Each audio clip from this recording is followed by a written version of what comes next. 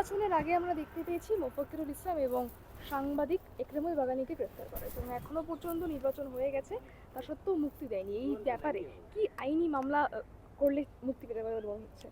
নির্বাচন যখনই ঘোষণা হয়ে যায়, যাবতীয় অ্যাডমিনিস্ট্রেটিভ ওয়ার্ক, প্রশাসনের যাবতীয় ক্ষমতা নির্বাচন কমিশনের হাতে চলে যায়। এটা ভারতীয় সংবিধান অনুযায়ী যে প্রসেস একটা সুষ্ঠু গণতান্ত্রিক দেশে যেমন হওয়া উচিত তেমনই। এই জন্য নির্বাচনের আগে যাবতীয় অশান্তি বা যেগুলো ঝামেলা হতে পারে এমন কিছু গ্যাদারিংকে নির্বাচন কমিশন নিজের কন্ট্রোলে আনার জন্য যাবতীয় যা অ্যাকশান সেগুলো নেয়। সেই অ্যাকশানের ওপর নির্বাচন কমিশনের দাবি এই অ্যাকশানগুলো নিয়েছে আইনজীবী আমাদের হাইকোর্টের অ্যাডভোকেট সাহেব মোফাক্কুল ইসলাম এবং তার সাথে তার সঙ্গী বলে যাকে বলা হচ্ছে আকরামুল বাগানীকে গ্রেপ্তার করেছে সাংবাদিক। তো এই বিষয়ে যেটা অভিযোগ বারবার আসছে যে ভিডিওগুলো সামনে এসেছে সেগুলোতে বেশিরভাগ ক্ষেত্রেই দেখা যাচ্ছে মোফাক্কুল নিজে সংবাদ মাধ্যমের সামনে বলেছে এ বিষয়ে আমাকে ফাঁসানো হচ্ছে। বরং যত ভিডিও সামনে এসেছে সেখানে দেখা যাচ্ছে সরকারের যেসব আধিকারিক তাদের সঙ্গে সে সহযোগিতা করছে ভিড়টাকে তুলতে। এবং সে যেহেতু একটা সোশ্যাল মিডিয়া ভাইরাল একজন ব্যক্তি, তো তার দাবি সে ওই হাই রোড দিয়ে যাচ্ছিল, সেখানে কিছু ব্যক্তি তাকে চিনতে পেরে বলা হয় যে এই কিছু বক্তব্য রাখার জন্য এখানে এসআইয়ের সংক্রান্ত একটা আন্দোলন চলছে। সে সেখানে বক্তব্য রাখে এবং ফলস্বরূপ সবাই জানে যে কি হয়, সেখান থেকে টেনে হিঁচড়ে নিয়ে আসে। তো আমার এটাই প্রশ্ন, কোনো মাস্টার মাইন্ড যদি কেউ হয়, মাস্টার মাইন্ডকে কখনো মাইক হাতে বক্তব্য রাখতে কেউ কোনো দিন দেখেছে? দেখেন, সবসময় মাস্টার মাইন্ডরা পর্দার পিছনে থাকে এবং সেখান থেকে ষড়যন্ত্র চালায়। তো এখানে বিভিন্ন রকমের যে এই কেওয়াস এগুলো তো চলছে। মামলাটা যেহেতু এখন বিচারাধীন, এ বিষয়ে আদালতের যে এখতিয়ার, এ বিষয়ে আমাদের কারোরই প্রশ্ন তোলার কোনো জায়গা নেই।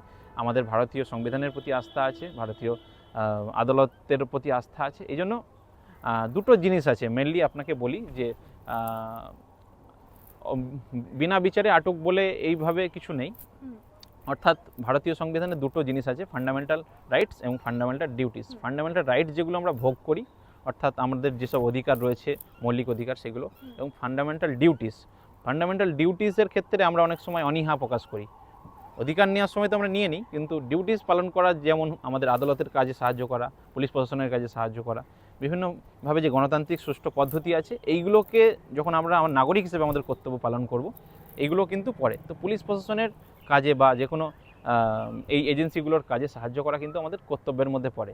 একটি মামলা বা অ্যালিগেশন যখনই লাগলো কারোর বিরুদ্ধে, সেই জিনিসটা ঠিক কিনা ভুল সেটা কিন্তু বিচার করার জন্য আদালতের আছে। আমাদের নাগরিক সেক্ষেত্রে কতদিনে মুক্তির সম্ভাবনা রয়েছে? অ্যাকচুয়ালি ওনার বিরুদ্ধে অনেকগুলো ধারায় মামলা হয়েছে, শুধুমাত্র এখনও পর্যন্ত যতটা জানা যাচ্ছে একটা মাত্র মামলায় উনি জামিন পেয়েছে এবং আরেকটা মামলায় এখনও পর্যন্ত শোনা যাচ্ছে এনআইএর পক্ষ থেকে WBMPO অ্যাক্ট, যেটা পাবলিক মেনটেন্যান্সের অ্যাক্ট আছে, সেই সেকশন 9 ধারায় মামলা হয়েছে। এই কারণে কিন্তু ওনার অ্যালিগেশন আছে, এই জন্য জামিনটা হচ্ছে না। গত দিনেও হিয়ারিং ছিল, বেল হিয়ারিংয়ে, সেখানে রিজেক্ট হয়েছে। অর্থাৎ এইগুলো যেহেতু খুব সেন্টিমেন্টাল একটা ইস্যু, সেন্সিটিভ ইস্যু, এবং যে এলিগেশনটা এসেছে জুডিশিয়াল অফিসার, যেহেতু তারা কোর্টের অফিসার, তাদের আটক রাখার যে অভিযোগ, সেই অভিযোগটা সত্য কিনা মিথ্যা পরে এটা বিচারাধীন বিষয়, কোর্ট এটা ডিসাইড করবে। কিন্তু যে অ্যালিগেশনটা এসছে এটা প্রমাণ করতে কিন্তু সময় লাগবে। সেক্ষেত্রে নির্দিষ্টভাবে বলা যায় না যে কত দিনে এই বিষয়ে জামিন হবে। একটা মামলায় জামিন পেলেন, হয়তো অন্য মামলাটায় তিনি জামিন পাবেন না। এক্ষেত্রে অনেকগুলো মামলায় যখনই কাউকে জড়িয়ে দেওয়া হয়, কিন্তু তারা এইভাবে কিন্তু ডিলে হয়ে যায় প্রসেসিংটা। এবং যেহেতু আইনি বিষয় যেগুলো, আদালতের বিষয় যেগুলো, প্রক্রিয়াটা এইভাবেই চলে, তাদের ইনভেস্টিগেশন করতে হয় এনআইএকে বা অন্যান্য যেসব ল এনফোর্সমেন্ট সংস্থাকে।